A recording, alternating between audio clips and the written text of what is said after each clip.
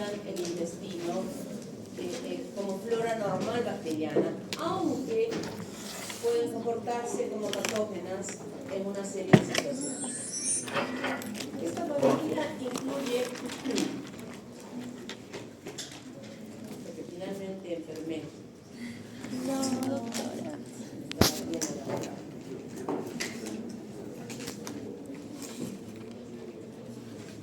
Incluye una serie de microorganismos que fundamentalmente están implicados en el desarrollo de infecciones urinarias, siendo que estas normalmente pueden estar en el tracto urinario, desarrollan o pueden desarrollar una contaminación y producir infecciones urinarias como Citrobacter, que están viendo en esta semana en la práctica. Esas bacterias que están viendo esta semana en la práctica son aquellas enterobacterias que son más frecuentes en el desarrollo de infecciones urinarias. Estamos estudiando el Citrobacter, igual que Enterobacter, Escherichia coli y Klebsiella. Morganella también está implicada en el desarrollo de infecciones urinarias, pero no la estamos estudiando. A Proteus sí estamos estudiando. Providencia también puede estar implicada en infecciones urinarias. Salmonella no. Salmonella no produce infecciones urinarias, sino infecciones digestivas. Serrata también produce infecciones urinarias. Shigella está implicada en el desarrollo de infecciones intestinales, ya la vamos a estudiar. Y Yersinia pestis también ocasiona una variedad de enfermedades diferentes a las que podrían estar desarrollándose por las otras bacterias. Entonces, algunas las estudiamos, a otras no. A todas estas que estamos viendo en la práctica, solo vamos a estudiar Escherichia coli, no vamos a estudiar las demás, pero ya conocemos que pueden ocasionar infecciones urinarias. Esta familia Enterobacteriaceae, que ya les he dicho cuando tiene ese sufijo, ceae significa familia, tiene características comunes entre todas ellas. Son bacillus gram negativos, grandes, gorditos, flacos, de bordes redonditos, planos, pero son bacillus gram negativos.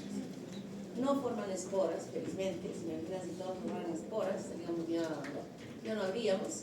Pueden ser inmóviles como Klebsiella, o pueden ser móviles cuando tienen algunos como Escherichia coli, peritricos en toda la circunferencia o en todo el borde de la estructura de la bacteria.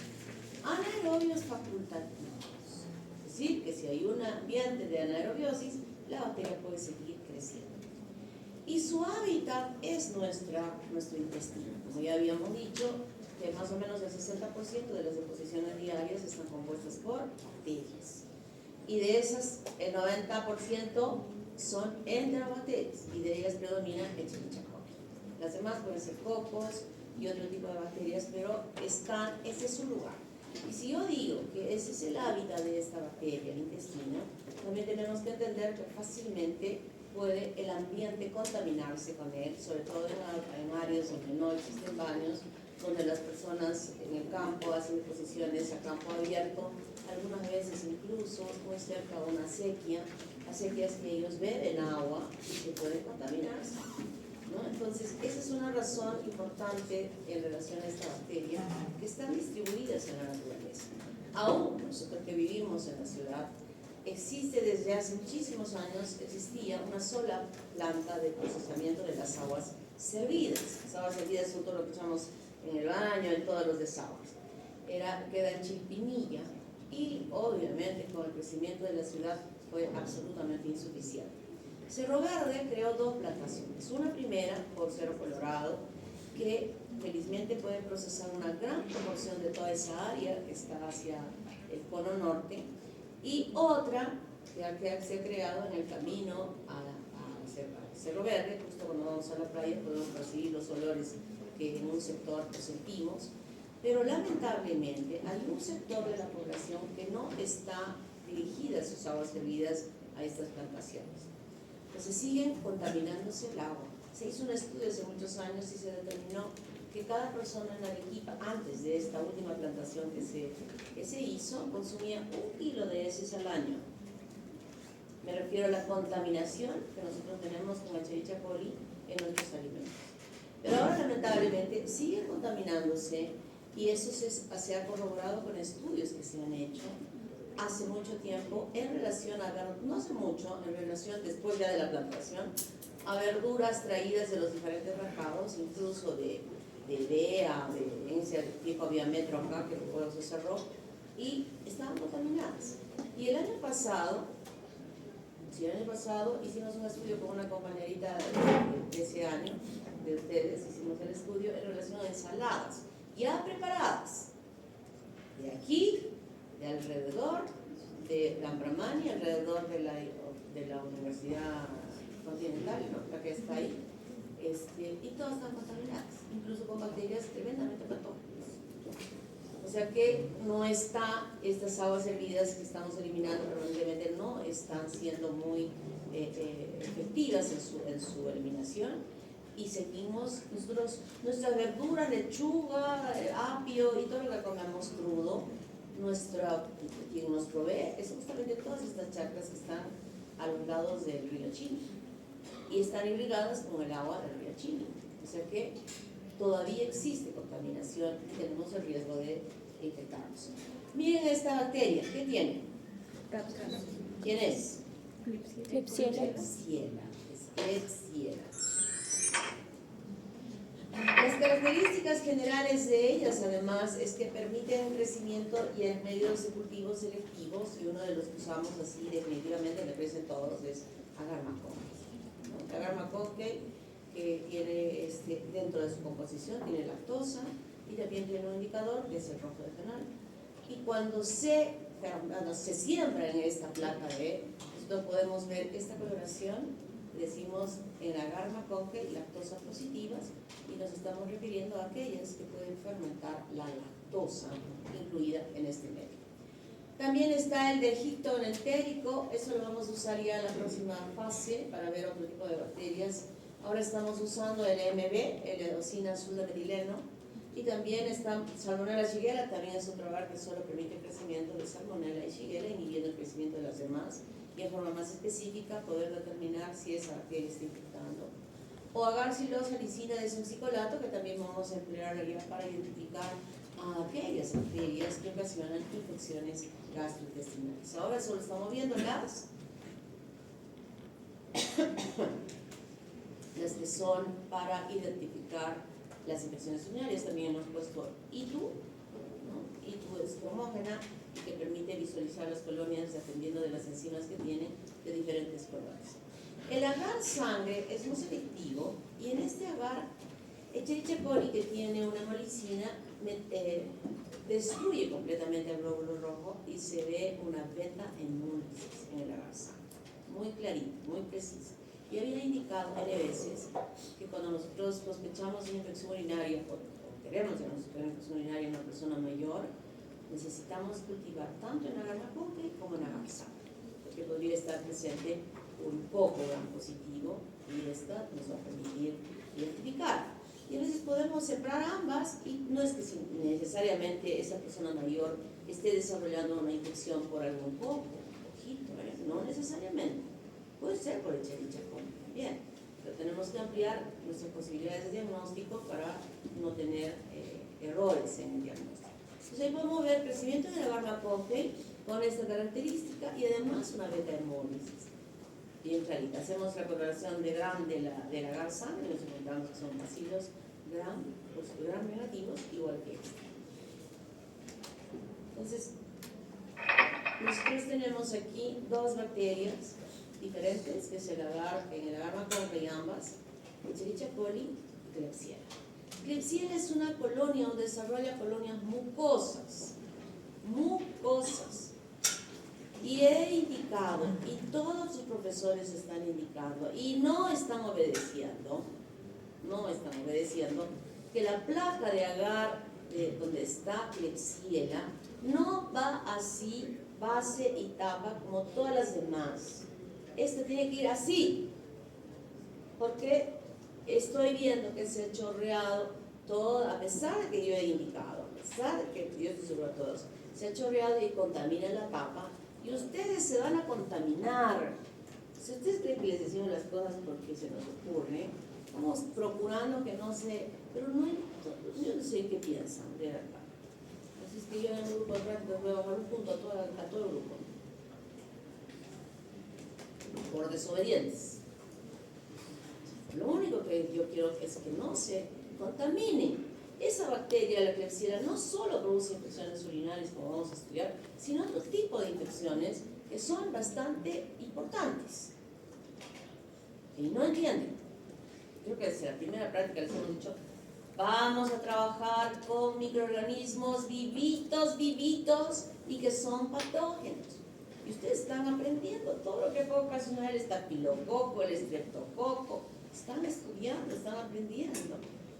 O sea, yo en la posición de ustedes estaría, así estaría.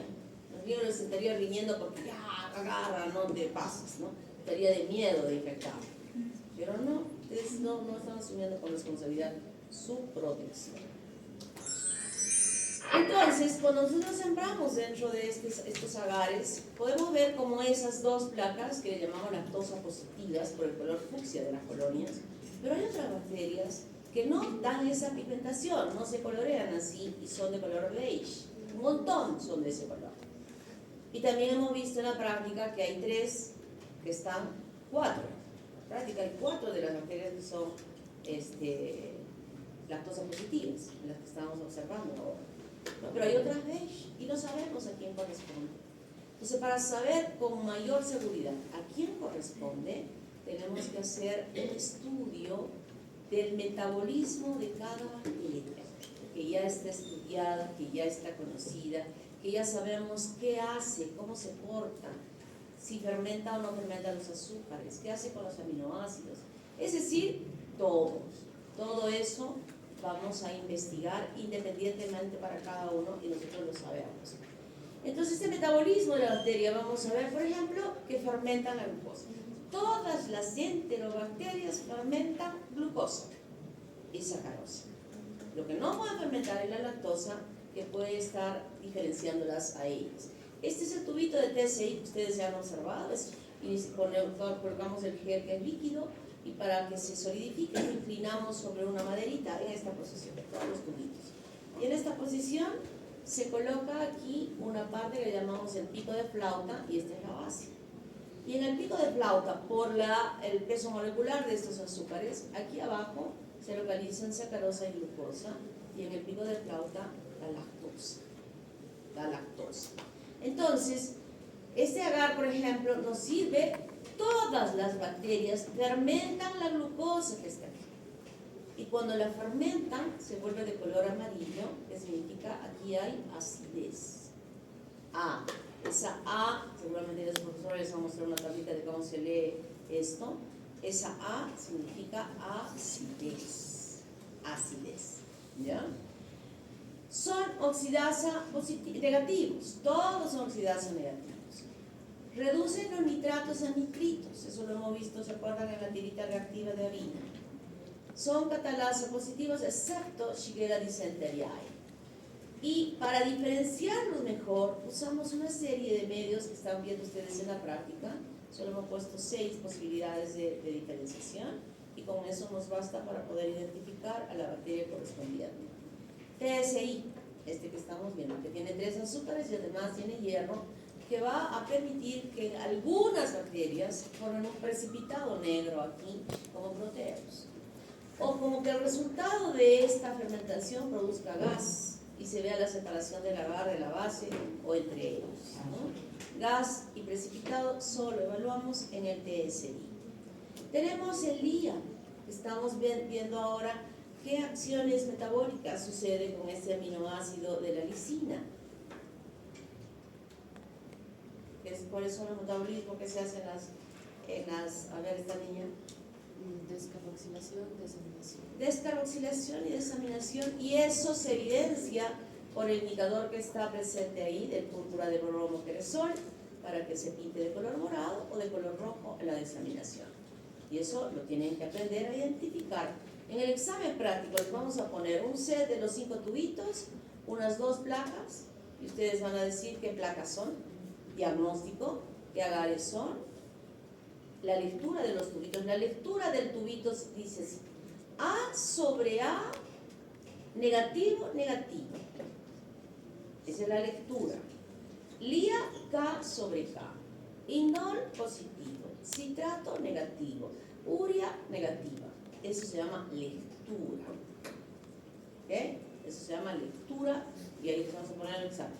Lectura de los tubos, y luego voy a decir, haga la interpretación del tercer tubito. Voy a marcar 1, 2, 3 dentro de los tubitos. El tercer tubito de repente puede ser sim. Entonces, ¿qué me van a decir si es que es positivo? Todo lo que se les ha explicado, ¿de qué está pasando ahí? ¿Cómo se interpreta eso? ¿Está claro? Así es el examen práctico. Y otras preguntas que vamos a hacer, porque no es que se tengan que aprender de memoria, sino interpretando. Esa es la diferencia entre el médico que le gusta saber por qué. ¿Y por qué?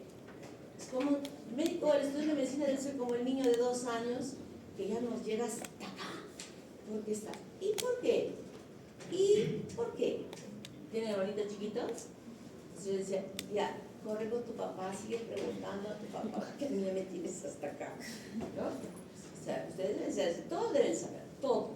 No, por eso cuando presentan las historias clínicas, ustedes se han dado cuenta, ustedes dicen un término y nosotros decimos, ¿y qué es eso? Porque nadie puede hablar sobre alguna palabra si no sabe qué es. ¿Está claro? Entonces nosotros empleamos todos estos estudios para determinar quién es esa bacteria, quién es, y le damos su nombre, porque al principio no podemos dar. Y la estructura de la bacteria, todo lo que hemos estudiado nosotros, permite que puedan clasificarse en 0 grupos. Esa secuencia de carbohidratos que existe tanto en el antígeno O como en la cápsula son utilizados para poder clasificarlos cuando hablamos de 0 grupos. Es difícil que se pueda dar denominaciones con nombres propios y lo más fácil que se ha hecho es ponerle números. Entonces decimos 0 grupo O5, O57, O157. Ese es el 0 grupo. Y también los antígenos, los polisacáridos de la cápsula también se denominan como 0 grupo. Pero cuando queremos decir 0 tipo, además, vamos a poder tipificar el número, así con números, la secuencia de aminoácidos del antígeno H que es extranjero. Entonces, para yo decir, en este caso, por ejemplo, Escherichia coli, el serogrupo 6 de Escherichia coli, comprende a los serotipos O6H1 y O6H2 y otros más que pudieran tener. Entonces, cuando digo 0 tipo, estoy incluyendo la antigenicidad o la denominación que se ha dado al flagelo. Cuando hablamos de 0 grupo, solo es la numeración que se está dando a el antígeno o la cápsula. En algunas bacterias se hacen las numeraciones, como en este caso, por ejemplo, que se pueda tipificar tanto el antígeno O, H y K, y se dice O1, K2, H3. Entonces, esta secuencia, esto de decir O1, H1, etcétera, etcétera, no lo hacemos en cualquier laboratorio. Se realiza en laboratorios súper especializados donde se ha estudiado y esa secuencia de los carbohidratos que corresponde a cada una de las bacterias. O157H7 de Escherichia coli. La Escherichia coli enteromorrágica. La Escherichia coli enteromorrágica, la que estamos estudiando en los casos clínicos esta semana. Entonces, que hay algunos que sí, es importante que se lo aprendan, muy importante. El antígeno ya sabemos quién es, ¿no? Esto ya es parte del examen del día miércoles, es termoestable. El antígeno H es termolábil, sabemos de dónde viene. El antígeno K es encapsular, también sabemos qué es. Y hay una nueva, sobre todo para aquellas bacterias, antígeno B, que empleamos para bacterias que tienen una reverenda cápsula, como por ejemplo Salmonella typhi, y decimos la cápsula de Salmonella typhi se llama antígeno B. Estos antígenos están cubriendo el antígeno K, están cubriendo la bacteria y se eliminan para que se puedan exponer bien la secuencia de carbohidratos del antígeno O para poder producir la secuenciación y numeración respectiva. Entonces, estos son los factores de virulencia en general que nos referimos a las enterobacterias, la cápsula. ¿Ok? que es independiente para cada una de ellas. En el caso, por ejemplo, de Escherichia coli, está compuesta de ácido N-acetilneuramínico. Y estas bacterias que tienen esta cápsula, Escherichia coli, producen meningitis neonatal. ¿Y cómo van a producirse meningitis neonatal? Ese bebé que recién está naciendo, si hemos dicho 28 días neonato, y es que cuando se produce el parto, muchas veces las mujeres están pujando y al pujar también están eliminando las heces de su intestino, del colon, del sigmoides. Entonces es norma que cuando una mujer llega al hospital, y eso se los digo porque en su pueblo, aunque ahora no sé, me he enterado de que nivel no sé qué, no atiende partos y tiene que mandar, oye, ¿qué les pasa? ¿Cómo es eso que nivel en mi pueblo allá alejado voy a derivar a una señora que está en periodo pulsivo al lugar donde debe dar a luz?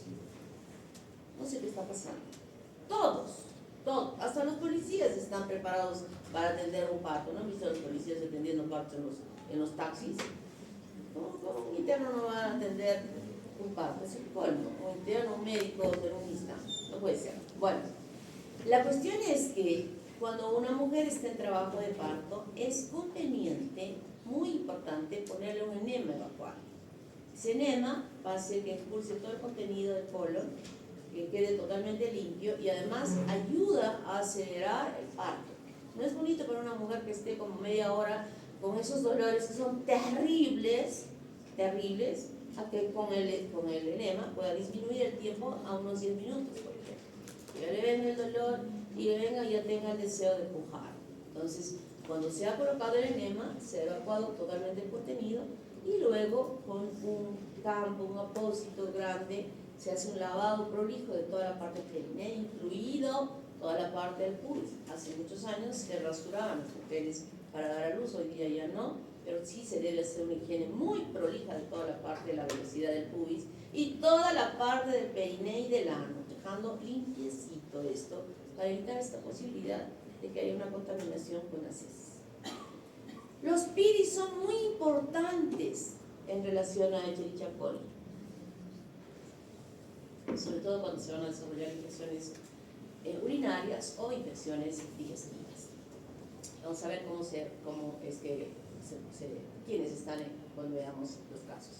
La endotoxina ya sabemos nosotros cuál es el efecto de la endotoxina, pero también hay que recordar que las bacterias gram negativas tienen un revestimiento de peptidolicano muy delgadito, de 2 o 3 capas, que cuando la bacteria se lisa, estos fragmentos de peptidolicano son liberados y tienen el mismo efecto que el lípido A en su capacidad de producir reacciones de shock, ¿no? Ya sabemos todo lo que va a pasar e incluso una falla multisistémica que podría estar llevando a la muerte al paciente. Exotoxinas muchas, vamos a estudiar ahora, y de diferentes características y mecanismos de acción en su capacidad de daño producidas por las diversas bacterias, no solamente Escherichia coli, sino las demás que nosotros vamos a estudiar en la siguiente fase. Los plásmidos y los fagos, importantísimos. Ya conocemos qué pasa con los plásmidos. Ahora sí, no un pili de unión, de adherencia, sino un pili de puente que permite el pasaje de estas informaciones que implican no solamente resistencia antimicrobiana, sino también en el caso de los fagos, por ejemplo, síntesis de toxinas que la bacteria podría estar usando como elemento de patogenicidad. Esas son las enterobacterias, incluyen, como hemos visto, muchísimas en la primera etapa. Entonces vamos a estudiar ahora vamos a empezar a estudiar ¿Alguna pregunta hasta aquí?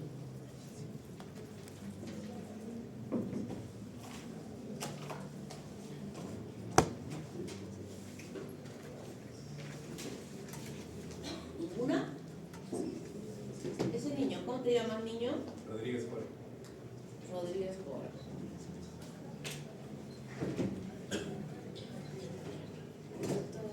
Entonces vamos a ver ahora Escherichia coli. Escherichia coli es un bacilo gram negativo, móvil, peritrico, miren cómo tiene sus flagelos, anaerobio facultativo, catalasa positiva, oxidasa negativa, fermenta los 3 azúcares, 2-glucosa y sacarosa, que se encuentran en medio de TSI. Su hábitat ya hemos dicho dónde queda, y esta presencia de esta bacteria se estudia o se utiliza como un indicador de contaminación. Cuando nosotros escuchamos en la televisión o la radio y dice, no, la piscina de Tingo, o la piscina del Inter, o la piscina de Cerro Colorado, están contaminadas, ¿verdad? Y no están para bañarse.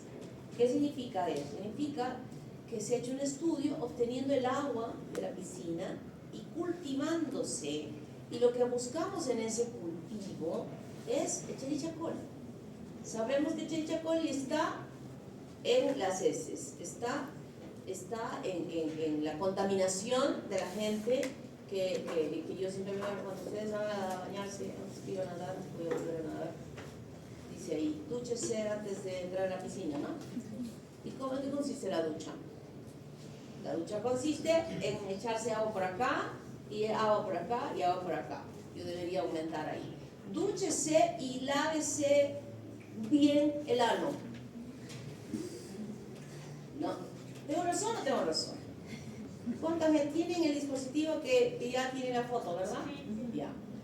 Nadie tiene ese dispositivo. Entonces entran al agua, han ido al baño, se han limpiado con el papel, y el agua de la piscina está lavando todos los anos de las personas que se están metiendo ahí. ¿Es verdad o no es verdad? Entonces, porque si no fuese así, ¿de dónde creen que habría la contaminación del agua de las piscinas? ¿De dónde saldría ese Escherichia coli que estamos investigando en ese agua? No hay forma. Vamos a ver que se metió en la piscina un niñito con su pañal, un bebito con pañal a la piscina. Pero los bebitos no entran a las piscinas grandes, ¿no? Tienen su piscinita al lado. Entonces, habría que agregar ahí higiene, pero cuando yo tengo una piscina, no muy grande, entonces yo dije, un día puse mi letrero así, ¿no? Mi hijo vio y lo sacó, mamá, ¿qué te pasa? ¿Cómo que me pasa? Pues entonces, ¿cómo les digo que se laven bien? Ya, verbalmente a mis sobrinos. Báñense y se van a lavar bien todo, lo de abajo. Y se ríen, ¿no? Se ríen. Pero no tengo razón, ¿tengo razón o no tengo razón? Tengo que estar gastando cloro y cloro y cloro y cloro todos los días porque hay que desinfectarla. Aquí esto es importante. Esto es importante, la contaminación, y no solo del agua, sino también en las municipalidades hacen permanentemente controles de la carne, de lo que se vende en los mercados, del expendio, y que esta es la forma de investigar si está contaminada o no está contaminada esos alimentos. Esta bacteria puede, a pesar de que está dentro del intestino, que hemos dicho normalmente está y está entre nosotros, que ninguno de nosotros está con el estómago suelto hoy en día, puede producir enfermedades diarreicas. Existen cepas que pueden producir infecciones intestinales, como vamos a ver en un momento. Pero cuando la bacteria se encuentra en cualquier lugar del organismo, que no sea, en cualquier lugar del organismo, que no sea el intestino, es potencialmente patógena en desarrollar infecciones. Tracto urinario, si llega a ese tracto que es estéril, todo el tracto urinario es estéril, puede producir infecciones urinarias, como estamos viendo en los casos de esta semana. Meningitis neonatal. ¿Alguna variación en el cuadro clínico de la meningitis del niño? Ninguna. Infecciones de las vías biliares. Puede ascender las bacterias desde la luz del intestino, el Escherichia coli, hacia la parte de la vesícula biliar y ocasionar una colecistitis. Neumonías, bien, ¿cómo voy sumando, no? ¿Cómo voy sumando? Voy sumando. Hay un libro de Mins que dice infecciones por áreas, y ahí empieza, ¿no? Estreptococo, neumonía, todo el cuadro neumonía por este, y se va diciendo qué diferencias existen. Nosotros no, preferimos estudiar la bacteria indicando qué cosas puede producir. Infecciones de heridas postoperatorias, no solo ellas, la más frecuente de las infecciones que se producen. A ver, esas niñas están ahí riendo. ¿Qué pasa? niñas Ceballos, ¿no? ¿Qué pasa? Ustedes saben que a mí no me gusta que nadie hable ni se ría. Yo me río y ustedes se ríen, pero si yo no me río, ustedes no tienen derecho a reírse. Esto es muy grave, sobre todo en las personas mayores que están en las camas postrados. Esa postración, si no está sobre un colchón de agua, existen colchones de agua que no son caros, que se utilizan para estas personas que tienen problemas de no poder moverse o de permanecer mucho tiempo en la cama. La dureza de la cama y la presión del cuerpo hace que la irrigación a nivel de la piel se altere, le falle irrigación, se necrose y que luego esa necrosis se haga una úlcera. ¿Y dónde se producen estas úlceras? Usualmente a nivel del sacro, por la posición. Entonces el abuelito ya no usa pañales, ya ni siquiera puede levantarse para ir al baño y usa pañales. Hace deposición, se ensucia y simplemente le limpian, así como al bebé que recuerdan en algún momento hablamos de que no era lo correcto limpiarle, simplemente es no lavarle, y fácilmente esa úlcera que está ahí en la parte del sacro se infecta. Es una de las bacterias que con mayor frecuencia identificamos cuando hacemos un estudio microbiológico de estas lesiones es el Escherichia coli. Algo que no debe suceder. Una persona no debe tener escaras jamás. Ese es mal cuidado en el hospital de enfermería y en la casa de la familia. O sea, no vale que ustedes vayan a visitar a su abuelito que esté en cama y digan, abuelito, ¿cómo estás? Mira, te he traído unos chocolates. No lleguen nada. Lo mejor que pueden hacer es ir, darle una vuelta al abuelito, echarle tal cual toda la espalda, golpearle, sobarle, moverlo del otro lado, moverlo. Eso vale más que llevar un chocolate. Y eso se debe hacer todos los días y de esa manera se evita que pueda producirse este tipo de lesiones que son las escaras por inmovilidad. Y a partir de cualquier foco, la peritonitis es otra infección que pueda producir, usualmente se ve en los casos de diverticulitis. La diverticulitis es un cuadro donde hay múltiples huequitos que se abren a lo largo del colon, huequitos que atraviesan la cámara mucosa, la submucosa, puede llegar a la lámina propia, la muscular e incluso perforarse. Y cuando se perforan, abriéndose hacia la cavidad abdominal, pueden producir una peritonitis. Y a partir de cualquiera de estos focos se puede producir una bacteriemia y llegar a ocasionar una septicemia, tanto más frecuente, tanto en niños como en ancianos. Entonces, en las infecciones del tracto urinario, que ya creo que ya no vamos a hablar mucho porque ustedes nos los van a describir muy bien en su cuadro clínico, aquí es muy importante como factor de virulencia los pilis. Estos pilis de adherencia al uroepitelio, como son el PILI-P, las fibras AAF1 y la AAF3.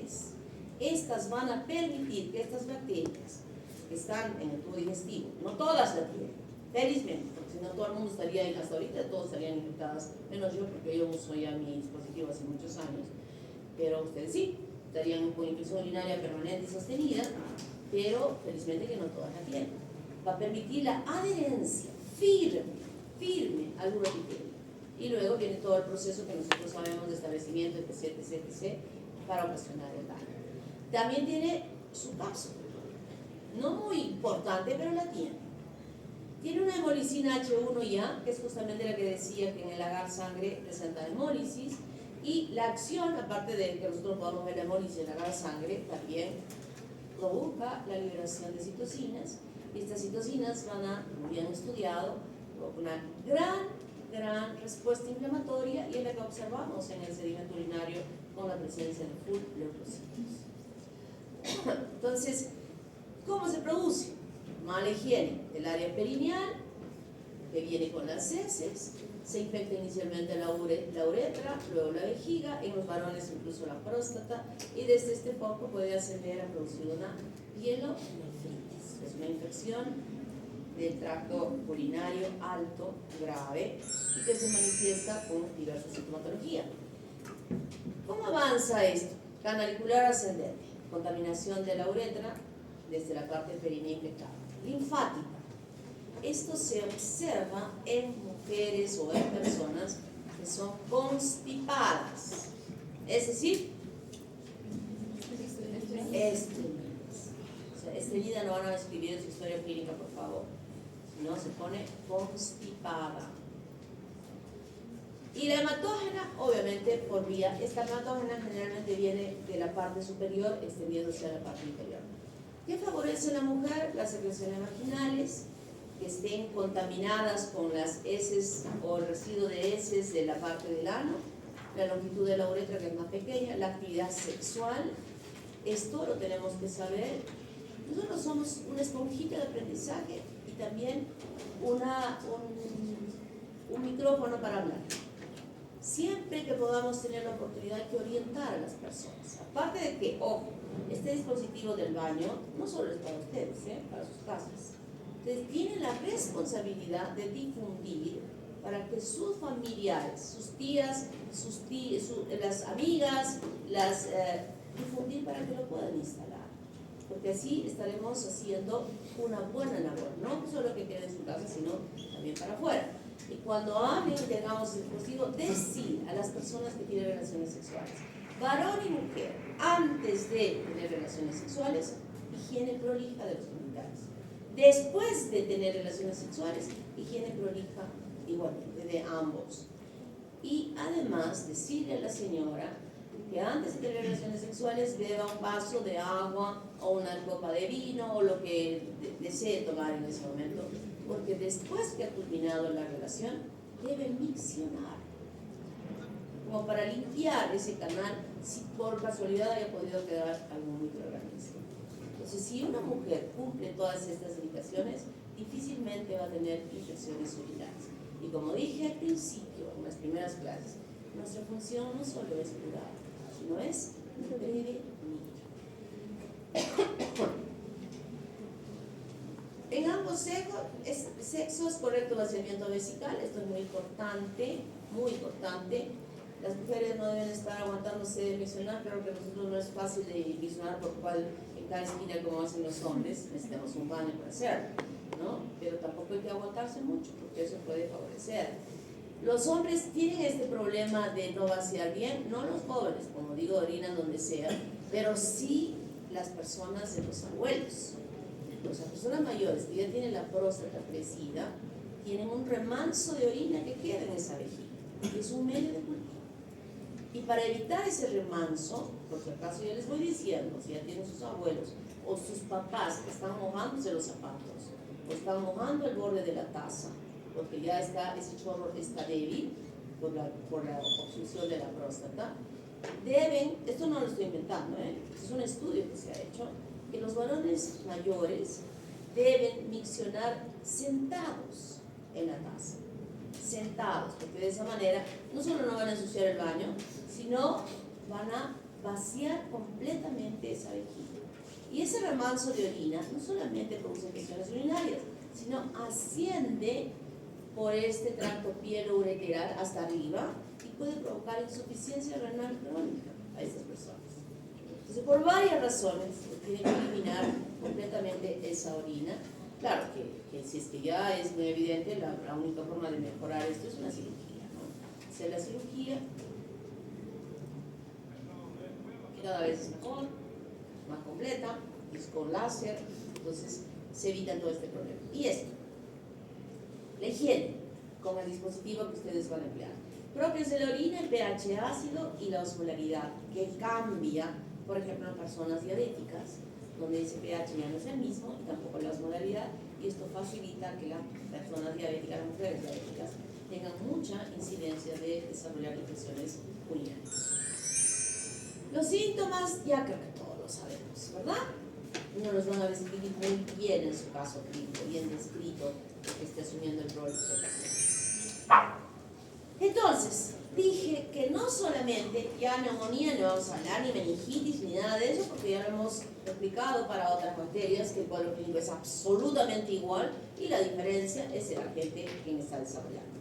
Pero lo que nos es extraño de pronto para ustedes cuando decimos que Escherichia coli siempre está en el intestino nuestro, sin embargo no tenemos diarrea, pero existen especies que sí producen diarrea, como por ejemplo la Escherichia coli enterotoxigénica. Apréndanse esta sigla porque así se lo voy a preguntar en el examen. ¿Está claro? ETEC.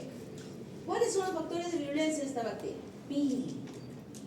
Pili CFA, que le va a permitir a la bacteria que está ingresando por la vía oral adherirse perfectamente bien al epitelio de revestimiento del intestino. Luego que se ha adherido, se multiplican ahí sobre la superficie de los enterocitos, se multiplican abundantemente, no se meten dentro de la célula, sino superficialmente se están multiplicando, y en ese momento empiezan a producir ya sus agentes de patogenicidad, que son unas toxinas, una enterotoxina termolada LT1 y LT3, que va a activar a la ciclasa de denilato. En la clase anterior hablamos sobre la bordetela y hablamos sobre el mecanismo importante de esa bordetela en relación de la eliminación de agua del epitelio de revestimiento del tracto respiratorio. Ese mismo mecanismo tiene esta toxina. Es una toxina que tiene una subunidad B y una subunidad A. Y la subunidad B es la que se adhiere a la superficie de la célula y la subunidad A ingresa, que va a actuar sobre la proteína G, que está activada, inhibiéndola para que luego pueda activarse la denilatociclasa, aumentando el AMPs. ¿De acuerdo, verdad? Entonces ese mismo mecanismo es el que sucede aquí con esta toxina, que va a activar la ciclasa de adenilato. Y también hay una enterotoxina termoestable STA y STB. Esta es la que actúa mejor, y aquí activa la ciclasa de guanilato, que tiene el mismo efecto que la otra, pero diríamos que esta es responsable del 10% de eliminación de líquidos y la ciclasa de la denilatociclasa del resto. O sea, casi, pero está presente en las dos. Entonces, como dije, tienen estas 5 unidades y la transmisión es feco-oral. Feco-oral significa que estamos consumiendo heces. Claro, no las heces propias, pero las Escherichia coli que estuvieron en ese alimento. Y como traducción clínica se produce este caso que también lo hemos visto lo estamos viendo, que es la diarrea del viajero, ¿verdad? Una diarrea, ¿por qué se llama así? Porque nosotros que comemos 300 gramos de heces al año, estamos acostumbrados a estas bacterias. Nuestro organismo ya es tolerante para que se desarrolle una infección dentro de nuestro cuerpo, que seguramente permanentemente estamos infectándonos con esta bacteria. Pero ya fue, no se hace nada, estamos acostumbrados. Nosotros nos vamos a comer nuestro pan con chicharrón. ¿Ya votaron? Estamos perdiendo, ¿no? Voten, por favor, en sus 3 plataformas. Yo votaron las 3 mías. Pan con chicharrón comemos en el mercado San Camilo, donde sea comemos, ¿no? Ustedes, los chicos que van a ver el fútbol, se comen ahí también. Ya no solo es Staphylococcus aureus que pueda producir, también puede ser esta bacteria. También puede ser esta bacteria. Y no nos pasa nada. Pero cuando llega el gringuito de Europa, o el gringuito de Estados Unidos, de algunos estados, porque ya en Miami están casi igual que nosotros, hay tanto cuidado de esto. Los alimentos están en sus bolsas bien selladas, las verduritas están bien selladitas, o sea, es máximo cuidado. O sea, su intestino está limpiecito de microorganismos que pudieran ser patógenos, y no conocen a ninguno de estos microorganismos. Y cuando el gringuito llega al Perú y está justo en el concurso del mejor desayuno, y dice, me han dicho que en el mercado San Camilo vienen unos buenazos, se va a comer el chacho no va a tener esto, está horno, chicharrón, pero lo que puede tener es la cebolla. Se come el pan con cebolla y tiene todo el proceso del cuadro clínico que se desarrolla cuando se produce esta infección. O se va a comer al parque industrial. ¿Comido en el parque industrial alguna vez? Es así. Es un almuerzo. Con cebollitas, con tomatito, todo lo demás. Igual puede infectarse. Por eso se llama diarrea del viajero. La diarrea que le da al viajero. Y este pobre niño que nació, que también recién está llegando a este mundo lleno de microbios, su intestino recién se está poblando de microorganismos. Y si no se tiene cuidado, igual puede desarrollar este mismo cuadro clínico producido por esta toxina. Aquí está. Se activa la adenilato ciclasa y la guanilato ciclasa, pegadita a la bacteria, producen estas toxinas, la termolar y la LT y la ET, y luego se produce agua y electrolitos. Pérdida abundante de agua y electrolitos, pero tras un tiempo de incubación de 1 o 2 días. ¿Quién será si se produce la diarrea a las 4 horas de haberse comido el pan con chicharrón? Estafilococcus. Pero aquí no, aquí tiene que pasar días. ¿Y cómo vamos a saber? Preguntando, hablando con el paciente. Ya les he dicho que un 60% del diagnóstico que vamos a hacer es esa parte de hablar con el paciente, preguntarle minuciosamente. Y quien pregunta minuciosamente, ¿quién sabe? ¿Quién no sabe? ¿No? ¿Verdad? Entonces va a pasar un tiempo y va a tener dolor, aquí yo ya lo voy a traducir, dolor tipo cólico. En su historia no van a poner retortijones, ¿eh? Estoy poniendo acá para que me puedan entender. Pero el dolor, este dolor se llama dolor tipo cólico, que es un espasmo que nos hace doblar, así nos doblamos con el espasmo, y luego se relaja, y otra vez viene el espasmo, y otra vez viene. Eso se llama dolor tipo cólico, y eso es lo que nos da cuando tenemos este problema. Puede haber náuseas y vómitos muy raros, pero esta es la característica importante: diarrea acuosa, diarrea como agua. ¿Cuántas veces ha ido al baño? Como unas 10 veces. No vamos a escribir en la historia. Fue al baño 10 veces. No, presentó 10 cámaras de deposiciones. ¿Cuánto? ¿Y cuando fue? ¿Cómo era? ¿Un montón? No. Fui y se me salió así, ¡zas! Todo, y después ya poquito. Esa cantidad que elimina al principio equivale a una taza. Si hace, eso estamos preguntando al paciente. Y después hice una y después también igualito, hice otra seguida y otra. 3 tazas. Eso es importante, porque estamos ya valorando más o menos el volumen de lo que esa persona está perdiendo. Hablamos de cámaras y hablamos de tazas para más o menos entender en la historia clínica qué es lo que está pasando con ese paciente. Escherichia coli enteropatógena, EPEC. Factor de virulencia, pili. Y la hitimina que se adhiere a la membrana externa. Mire, esto es importante, como estamos viendo, en estas bacterias, sumamente importante la adherencia. Y cómo son propios de estos elementos para la adherencia. Y aquí sucede algo, se adhirió, sí, pero no solamente se queda en la superficie, sino que empieza a destruir la célula. Y esta destrucción de la célula, al principio nos puede dar una diarrea acuosa, pero progresivamente al día o en las diarreas siguientes ya va a ser mucosa. Y las diarreas mucosas tienen leucocitos.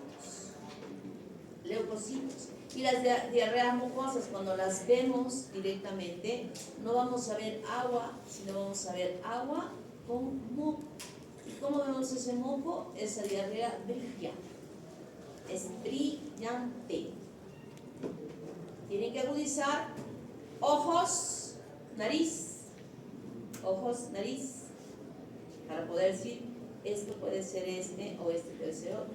Recuerda que no hay microscopio en su pueblo.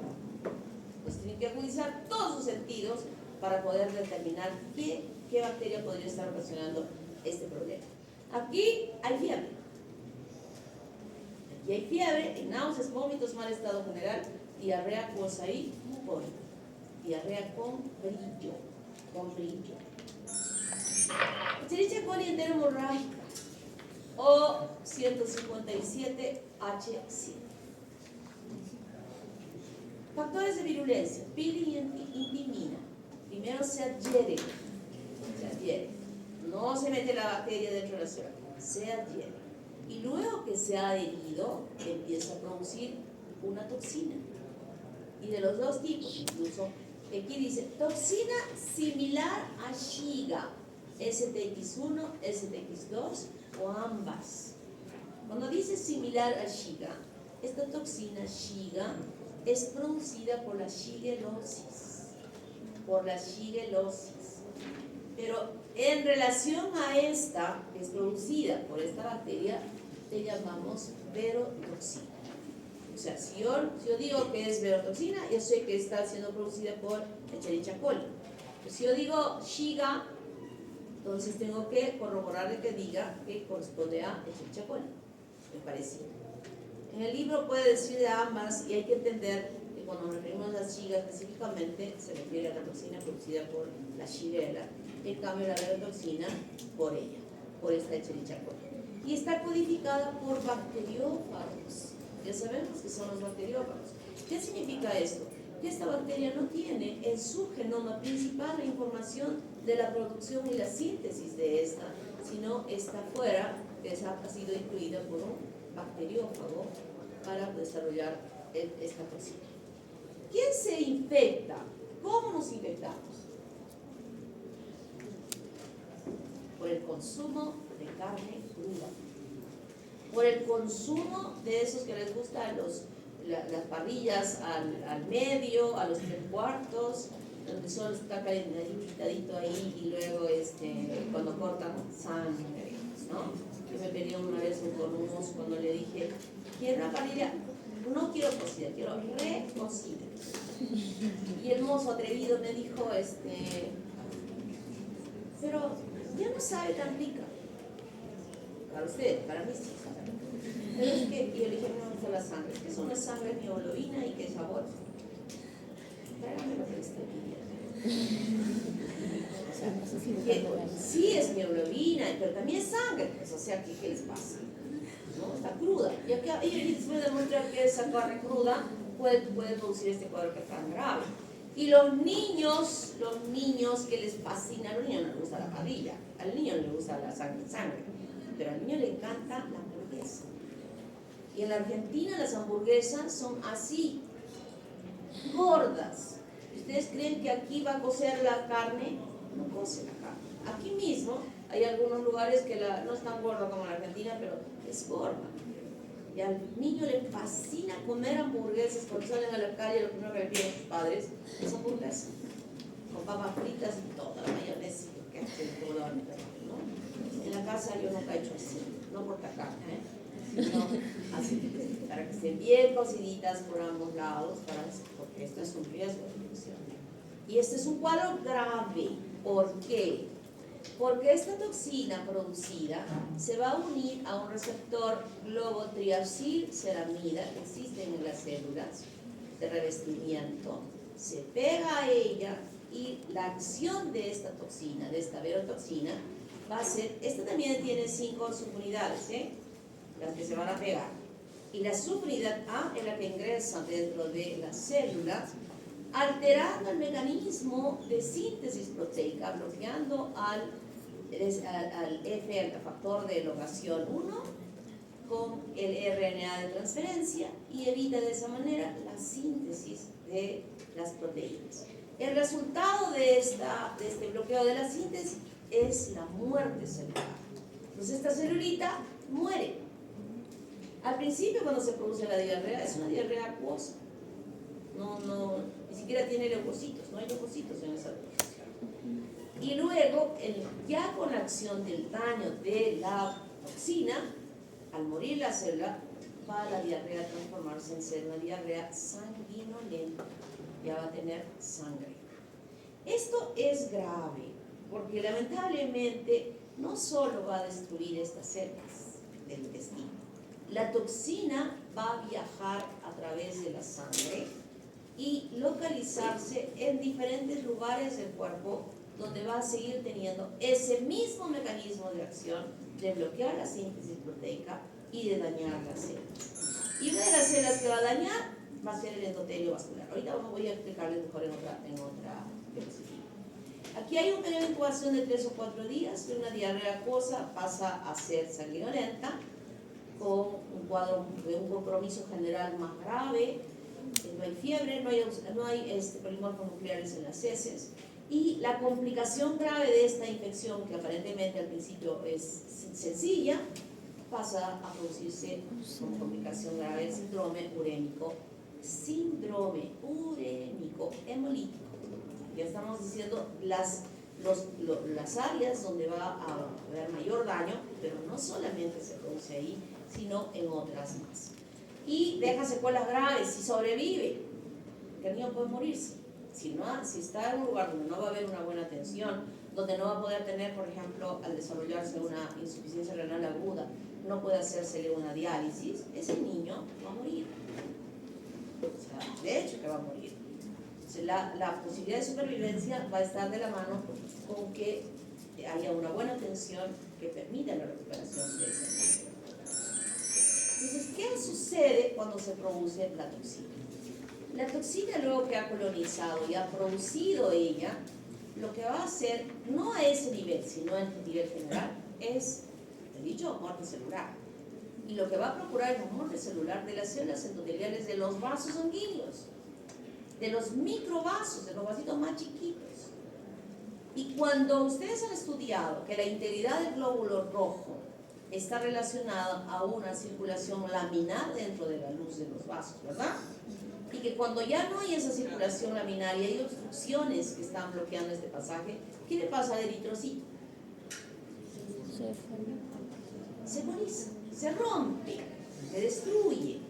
Entonces, al haber muerte celular en este endotelio vascular, que no es un lugarcito, sino muchos, los glóbulos rojos están chocando y están rompiéndose. Y que va a haber una hemólisis masiva. Seguramente que en el cuadro clínico que ustedes han encontrado, la hemoglobina ¿en qué nivel está? Bajísimo. 4, 5. Hemólisis por ello. Y como estas paredes están dañaditas, ¿qué le pasa a las plaquetas? Las plaquetas, ¿qué van a hacer? Cuando aquí hay una puntita, que hay otra puntita, que hay otra puntita, ¿qué hacen se están rompiendo los glóbulos rojos, pero ¿qué pasa con las plaquetas? Van a intentar reparar esos. Van a tratar de reparar, pegándose a cada lugarcito, se van pegando, y de los 400 plaquetas que debían estar circulando, ¿qué va a suceder? Caen las plaquetas. ¿Cómo se evidencia ese descenso de plaquetas clínicamente?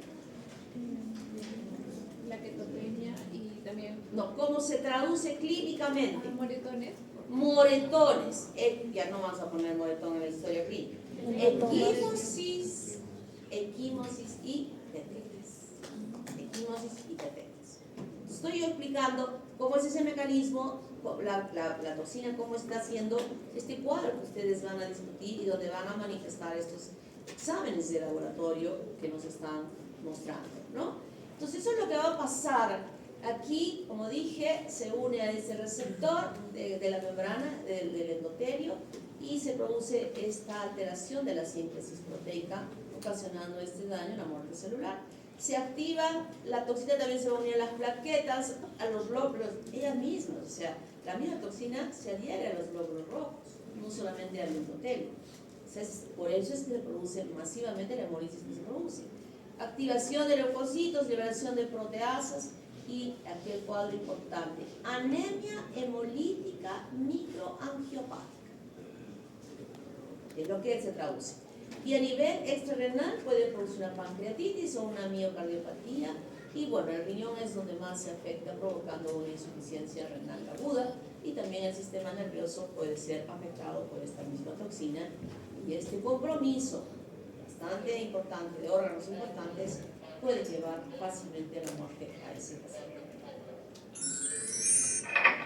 Escherichia coli enteroinvasiva igual pili y un gen un plasmio. Esta bacteria cuando llega, sí definitivamente entra en la célula, la destruye, muestra la lámina propia donde están todas las red capilar y la diarrea es totalmente sanguinolenta. Y nosotros cuando vemos sangre en la posición decimos una diarrea disentérica. Una diarrea disentérica Inicialmente puede ser acuosa, pero a veces es difícil diferenciar de una bacteria que se lleva los honores de producir diarrea disentérica, que es la Shigella. La Shigella es la que produce esta diarrea disentérica en un cuadro que llamamos nosotros síndrome disentérico. El síndrome disentérico tiene la característica de tener pujo y tenesmo. ¿Se acuerdan del tenesmo? ¿En qué consistía el tenesmo vesical? ¿Qué era tenesmo vesical?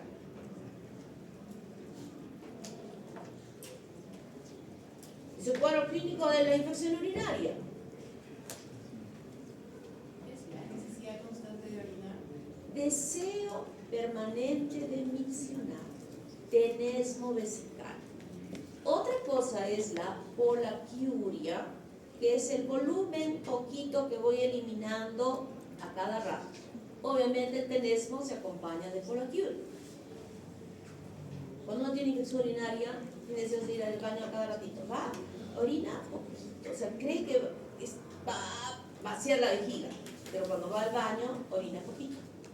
Otra vez, pero sí, otra vez. Y cada vez que va, pobrecita, miren, que es una desgracia, ¿no?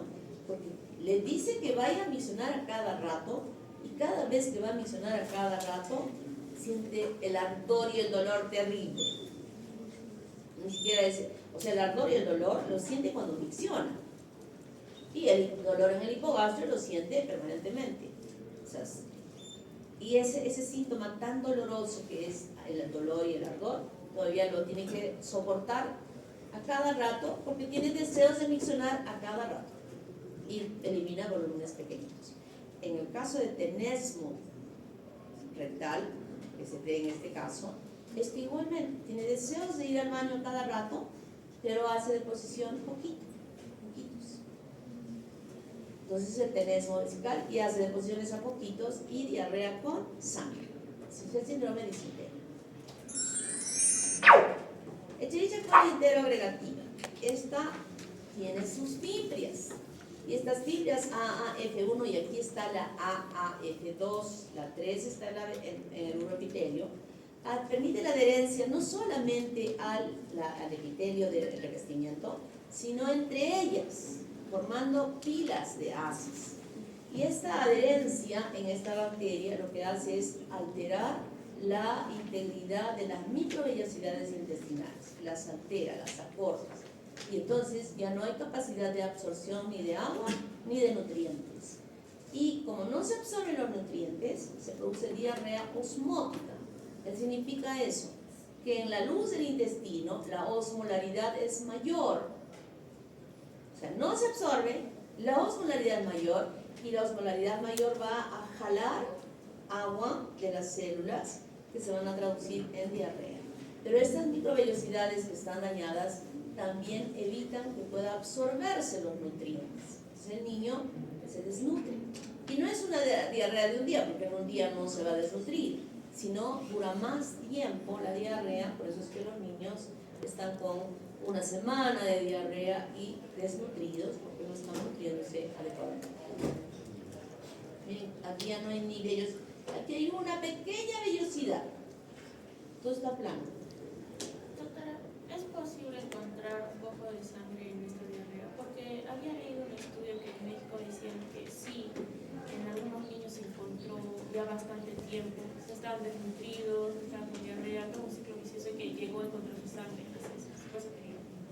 Muy raro, ¿no? Porque la célula no se daña, no se destruye, solo ya no funciona bien. Podría ser de repente ese estudio.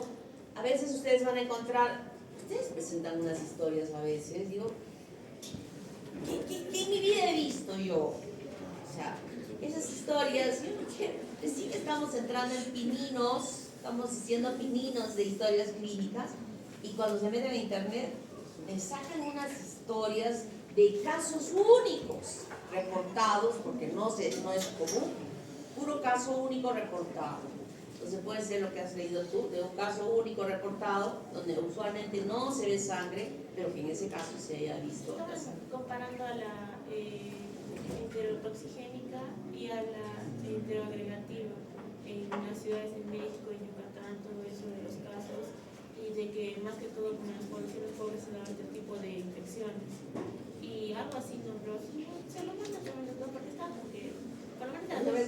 ser un caso único de historia. Busquen sencillitas, no busquen esos casos complicados. Recién estamos, estoy segura que incluso para los mismos médicos ya, bien, ya, ¿qué es esto? Pobrecito, ni siquiera ellos han podido resolver y ustedes nos presentan estos casos. Difíciles. Bueno, entonces, ¿cómo hacemos el diagnóstico? Independientemente de la muestra que tengamos, porque hemos visto que puede ser neumonía, infección digestiva, infección urinaria, etc. Vamos a llevar nuestra muestra para hacer el cultivo, empleamos los medios que ya hemos visto y vamos a ver en las prácticas. Hacemos la coloración de Gram, diferenciamos con estas pruebas de metabolismo bioquímico de las bacterias, y aquí esto es importante. Primera cosa que quiero decirles. Hemos dicho que hemos hecho parecer nuestro sistema inmunológico a la curva de crecimiento de las bacterias, ¿verdad? Condición de ustedes, crecimiento, meseta y decaída. Este extremo de acá y este de acá de caída, son los extremos de la vida. Pero esta meseta es la que ustedes en este momento tienen. Entonces, grábense esto. Las infecciones gastrointestinales, en la edad que ustedes tienen, casi el 90%, se autolimitan solas. Y lo único que tenemos que tener cuidado es de rehidratar. ¿Qué significa eso? Que no necesitamos terapia antimicrobiana para resolver el problema de las infecciones digestivas cuando se tiene el sistema inmune perfecto. Pero cuando está aquí y está aquí, sí. Aquí sí, aún si tenemos la posibilidad de hacer un cultivo, debemos hacer coprocultivos al abuelito y al niño, porque de aquí podría desencadenarse ser una septicemia. ¿Está claro? Eso, entiéndanlo bien. Entonces, para ellos es que nosotros vamos a hacer el antibiograma. Definitivamente, si estoy hablando de infecciones intestinales, pero si estoy hablando de otro tipo de infecciones, que la meningitis, la neumonía, ¿qué más habíamos visto que podía producir? Y todas las demás, allí sí tenemos que hacer cultivo y antibiograma, independientemente de la edad, que son infecciones graves y serias. Y cuando hablamos de infección urinaria, obviamente, sí sabemos ya diagnosticar una infección urinaria, la sabemos, pero allí sí o sí, si estamos en la ciudad, tenemos que hacer un antibiograma para hacer correctamente el tratamiento. La serología y la detección de enterotoxinas se hace en laboratorios super especializados. Existen, nosotros solo estamos empleando 5 pruebitas para poder determinar en las 5, en esta práctica, 5 bacterias, 6 pruebitas lo que estamos empleando para ellas. Pero existen muchísimas más. Y si han visto esa hojita donde están aprendiendo a poder diferenciar, han visto toda una serie de pruebas que se puede utilizar para determinar cada bacteria, ¿verdad? ¿Sí? ¿Han visto? ¿Sí? Muy bien. Pues son muchísimas, muchísimas. En el caso de las infecciones urinarias, el sedimento urinario es sumamente importante, y aquí esto se lo tienen que aprender.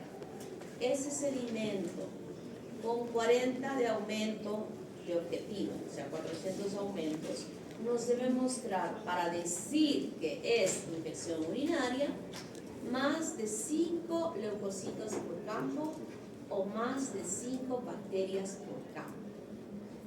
¿Qué significa esto? ¿Por qué decimos que esto es positivo?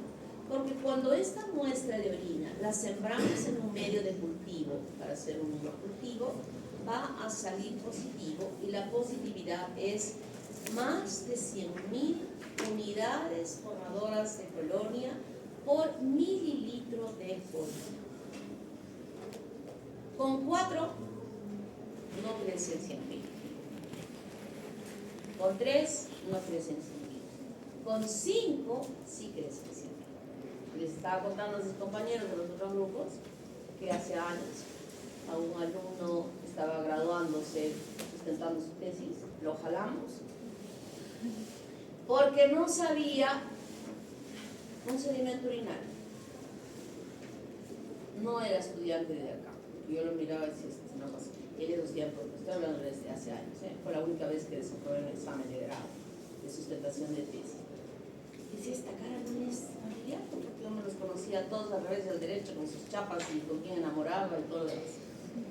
Pero esa cara no me era familiar. Entonces, yo dije, no, no pasa.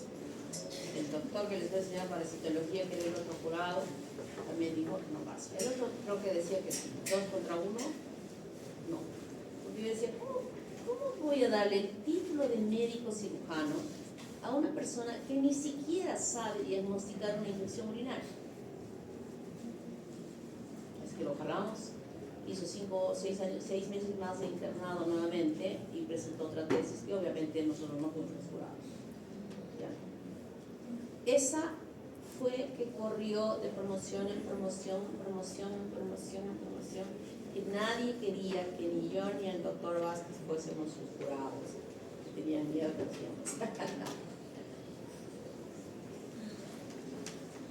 quedamos marcados por ser malos. Pero esto no debe olvidarse. 5 en 400 significa que cuando cultivo van a ser 100.000 unidades formadoras de orina. Y estos son los grafitos que empleamos para orina y para heces, con todas las indicaciones que en la primera práctica se las hemos dicho claramente cómo se debe tomar esa muestra de orina para garantizar que el estudio sea realmente correspondiente a esa persona. Y aquí buscamos la presencia de leucocitos, y estos son hematíes, y bacterias. En cambio, en las heces, este también es un sedimento de orina, en las heces, ¿qué buscamos en las heces? Leucocitos y también hematíes. Y para esto tenemos este otro frasquito. Las deposiciones, cuando pedimos una muestra de heces, le decimos a la persona que orine o que haga deposición en una taza, en una chata, o en un vasín, o en un balde, o en un lavador, si no tiene todo eso, porque no va a sacar la muestra de la taza del baño, donde está con agua y totalmente con otros, de repente no correspondientes al paciente. Entonces, esa muestra le vamos a, y se los pido aquí, miren cómo se los estoy pidiendo. Es un favor que estoy pidiendo en favor de todos los laboratoristas de Arequipa y de donde vayan. Sí, miren, acuérdense de estas manos. Usualmente nunca pongo esto. Cuando les pidan, cuando ustedes indiquen a su paciente un examen de heces, indíquenle a su paciente que solo basta para hacer todos los procedimientos de estudio que ustedes quieran hacer esto. La puntita del dedo gordo, nada más. Que con la paletita esta que está ahí, aquí ya pegada, saquen del balde de donde quieran y coloquen la muestra solo hasta el final. Por favor. Porque de verdad vienen frascos, así frascos de mermelada enormes, con toda la deposición. ¿Sí? Se van a acordar de indicar esto cuando pidan, por favor. Y ustedes no saben los olores que uno siente así. Yo, ¿cómo es cuando uno hacía? Yo tenía que hacer cualquier procedimiento que olía y automáticamente bloqueaba mi capacidad de oler. O sea, no olía. Respiraba por la boca y no sentía olor. O sea, ya uno va automatizándose en muchas cosas que abría el frasco y yo no sentía nada de olores. Imagínense abriendo un frasco así para sacar una muestra chiquitita. Por favor, no lo olviden.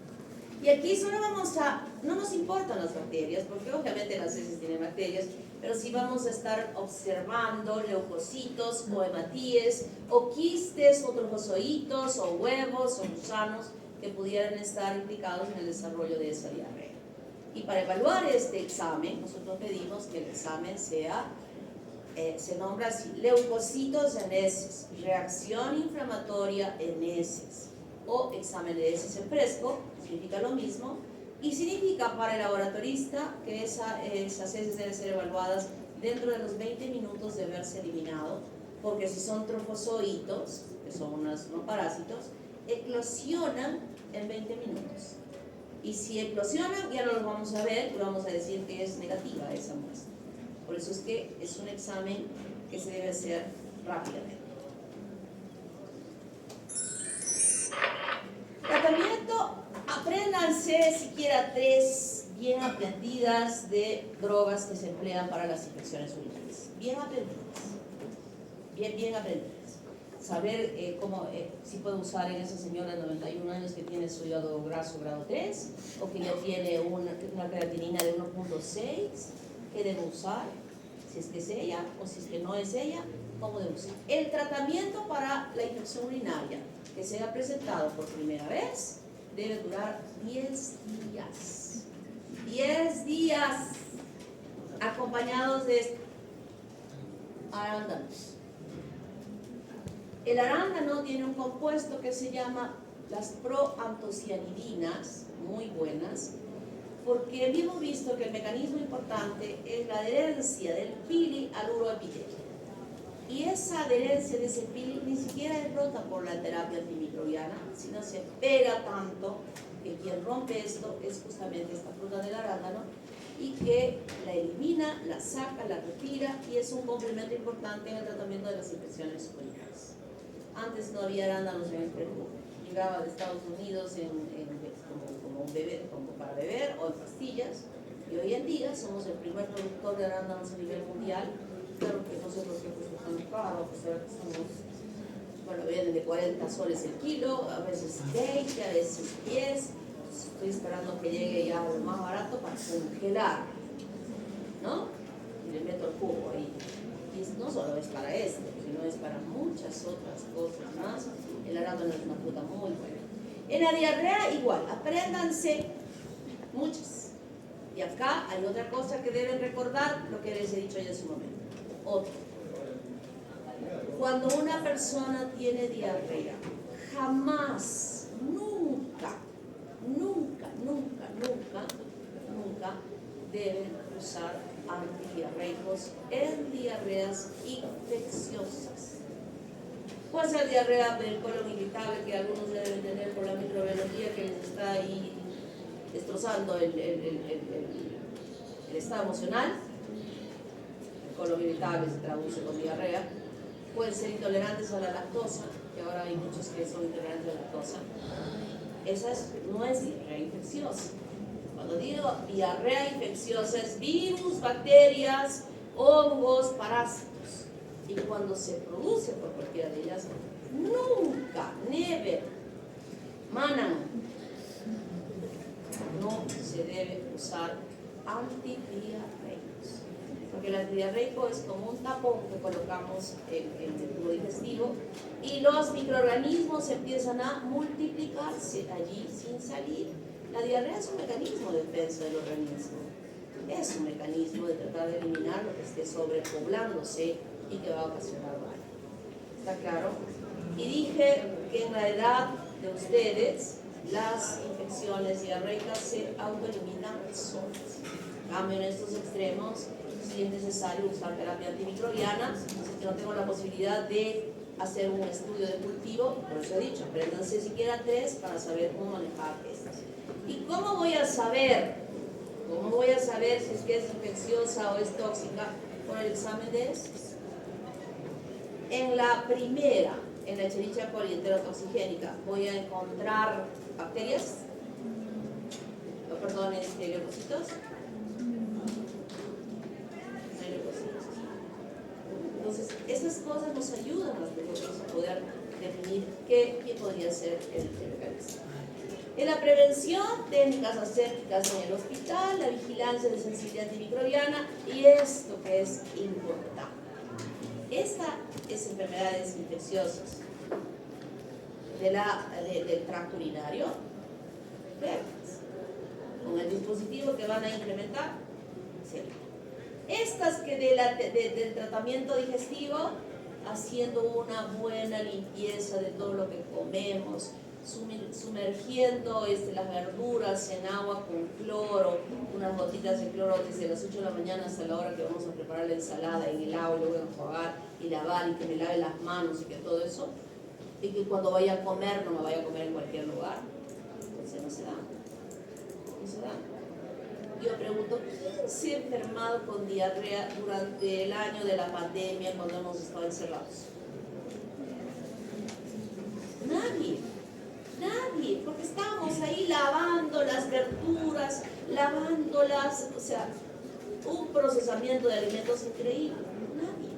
Ni siquiera nos hemos enfermado de la garganta, ni de resfrío, ni de nada, salvo de COVID, aquellos que han salido a la calle porque han querido, pero se han quedado en su casa. Entonces, hay mecanismos para evitar las infecciones, las enfermedades infecciosas. ¿Alguna pregunta? ¿Alguna? Seguimos.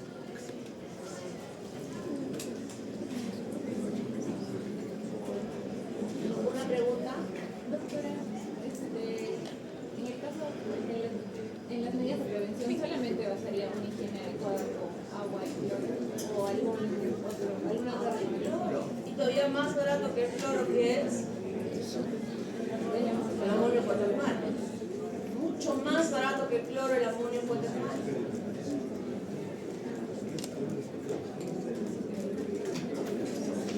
Agua y jabón, agua y higiene.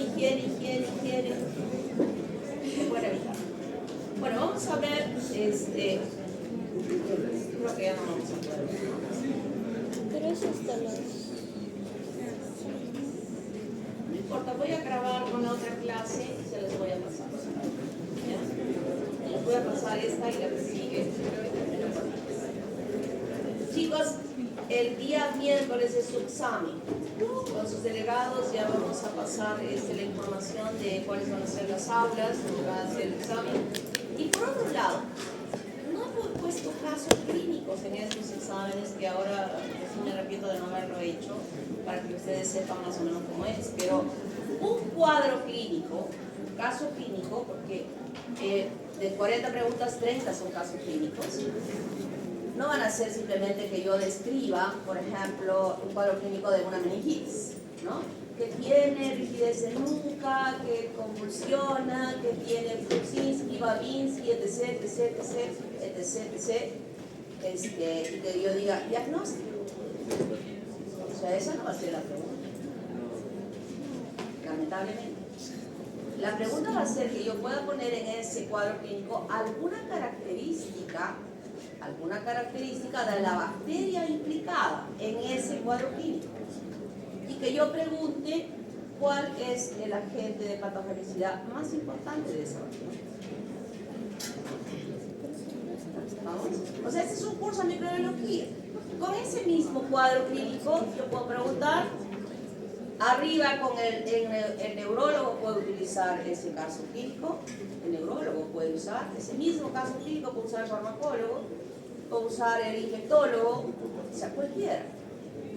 Porque en cada área de ese mismo cuadro clínico nosotros vamos a obtener preguntas para hacer. Y como nosotros estamos haciendo un curso de microbiología, estamos estudiando la bacteria en lo profundo de ella, los elementos de patogenicidad que tiene, o que se traduzcan en esa sintomatología que yo esté mencionando, entonces las preguntas van a ir orientadas a ese nivel. ¿Está claro? O sea, no es que simplemente que yo diga, por ejemplo, paciente que tiene diarrea acuosa, con tantas cámaras, el gringuito que llegó de tal a tal, ¿no? Entonces, diagnóstico, de nada de chapitito, cherichapolistenotoxigenia. Pero ¿cómo les voy a preguntar eso? O sea, les voy a preguntar sobre la toxina. Les voy a preguntar el mecanismo de acción de la toxina. ¿O qué les puedo preguntar ahí? ¿Qué les podría preguntar?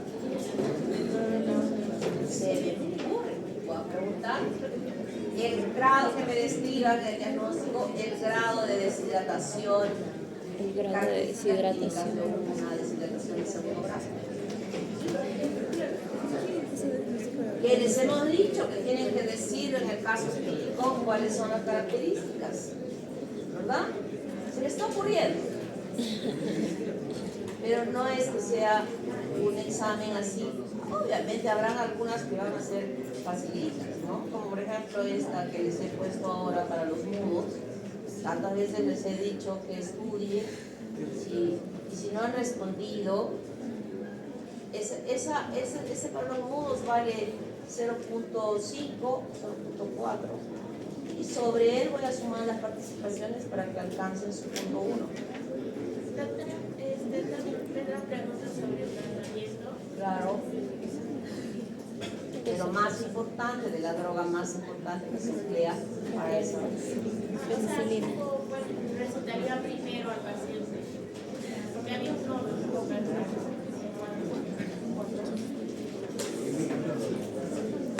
¿Está claro? Sí, sí, ¿qué me quieres Doctora, si yo me equivoqué en el pasito en una, pero he hecho bien la del mundo, cuenta, o sea, me lo reemplaza. ¿No? ¿Por qué no? No, ¿por qué no? Porque estoy diciendo que esa pregunta es para los mudos. Para los mudos, para los que no hablan. Pueden irse, niños.